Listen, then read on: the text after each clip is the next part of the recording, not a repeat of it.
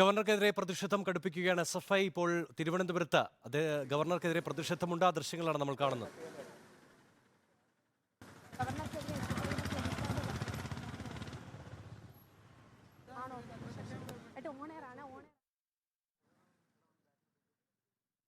പ്രതിഷേധിക്കാനെത്തിയ പ്രവർത്തകർ ഇപ്പോൾ അവിടെ നിന്ന് മാറുന്ന ദൃശ്യങ്ങളാണ് നമ്മൾ കാണുന്നത്. ഗവർണർക്കെതിരെ ഈ വഴികളിലടക്കം SFI പ്രതിഷേധിക്കുന്നുണ്ട്.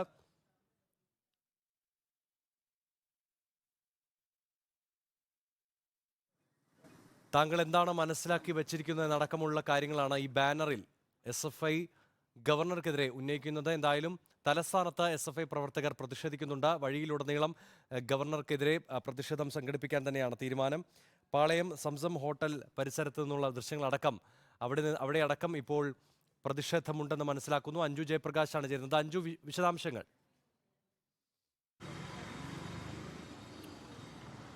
നിമേഷ്, വീണ്ടും ഗവർണർക്കെതിരെ പ്രതിഷേധ മുദ്രാവാക്യം ഉയർത്തിക്കൊണ്ട് SFIക്കാർ രംഗത്തെത്തിയിട്ടുണ്ട്.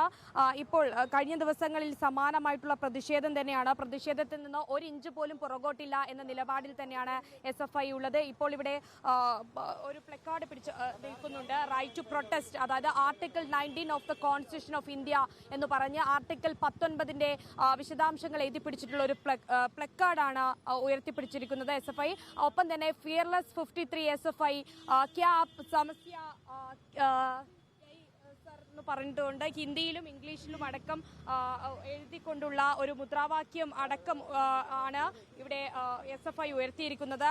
നിലവിൽ ഇപ്പോൾ തിരുവനന്തപുരത്ത് പലയിടങ്ങളിലായിട്ട് പ്രതിഷേധം സംഘടിപ്പിക്കുമെന്ന് നേരത്തെ തന്നെ SFIക്കാർ പറഞ്ഞിട്ടുണ്ടായിരുന്നു. സമാനമായ സ്ഥിതിയിൽ ഇന്ന് ഗവർണർ ഇവിടെ നിന്ന് എയർപോർട്ടിലേക്ക് മടങ്ങാൻ പോകുന്ന രാജ്ഭവനിൽ നിന്ന് അല്പസമയത്തിനകം ഗവർണർ ഇറങ്ങും. അപ്പോൾ ഗവർണർ പോകുന്ന പാതയിൽ ഇത്തരത്തിൽ പ്രതിഷേധം സംഘടിപ്പിക്കുമെന്ന് നേരത്തെ തന്നെ SFIക്കാർ പറഞ്ഞിട്ടുണ്ടായിരുന്നു. സമാന രീതിയിലുള്ള പ്രതിഷേധം തന്നെയാണ് ഉയർത്തുന്നത്.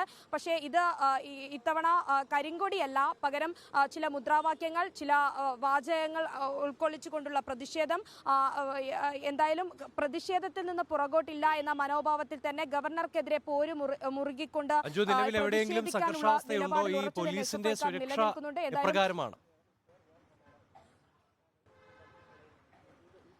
നിമേഷ്, എല്ലാ തവണയും ഗവർണർ തലസ്ഥാനത്ത് നിന്ന് പോകുമ്പോഴും വരുമ്പോഴും ഒക്കെ കനത്ത പോലീസ് സുരക്ഷയാണ് ഏർപ്പാടാക്കുന്നത്.